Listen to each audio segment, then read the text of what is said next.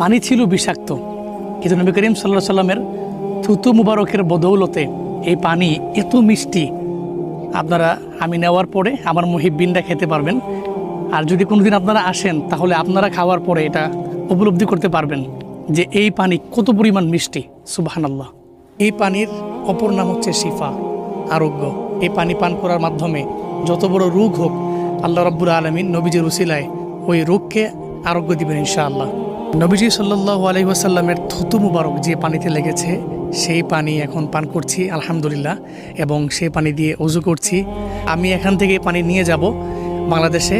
যারা আমার কাছের লোক আছেন, মুহিব্বিন আছেন, তারা চাইলে আমার কাছ থেকেই পানি পান করতে পারবেন। একদম বীরে শিফার পাশাপাশি আমি এখন দাঁড়িয়ে আছি আলহামদুলিল্লাহ। এটাই হচ্ছে সেই বীরে শিফা। যদিও এটা উপর দিয়ে এখন ঢাকা আছে, ইতিপূর্বে এটা ঢাকা ছিল না, একেবারে দেখা যেত, কিন্তু হুকুমত এদের ব্যক্তিগত যে কোনো কারণে তারা এটাকে বন্ধ করে দিয়েছে। এখান থেকে পানি ওখানে যায়, আর ওখান থেকে ইচ্ছা মতো পানি নেওয়া যায় আলহামদুলিল্লাহ, পানি পান করা যায় এবং সেখান থেকে ওযু করা যায়। এই বীরে শিফার একটা ইতিহাস আছে যেটা আপনাদের অনেকেরই অজানা, এটা আজকে আমি একটু বলতে চাই।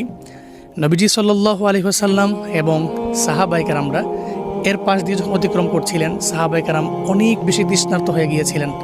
নবীজিকে বলছিলেন যে নবীজি আমরা পানি পান করতে চাই। তখন এই কূপের দেখা মিলে। আসার পরে সাহাবায়ে কেরাম দেখতে পায় এই কূপের পানিগুলো বিষাক্ত হয়ে আছে। নবীজি সাল্লাল্লাহু আলাইহি সাল্লাম বললেন চিন্তা নেই। নবীজির থুতু মুবারক এখানে দিলেন, সঙ্গে সঙ্গে বিষাক্ত পানি আলহামদুলিল্লাহ এত পরিমাণে বরকতপূর্ণ হলো, তদানীন্তন সময়ে মানুষের কোনো বড় অসুস্থতা হলে এই বীরে শিফার পানি পান করলে সঙ্গে সঙ্গে তারা আরোগ্য লাভ করত। সুবহানাল্লাহ বিহামদি। আল্লাহর কাছে বহু শুকরিয়া, আল্লাহর কাছে বহু শুকরিয়া যে এই বীরে শিফার পাশে আসতে পারলাম।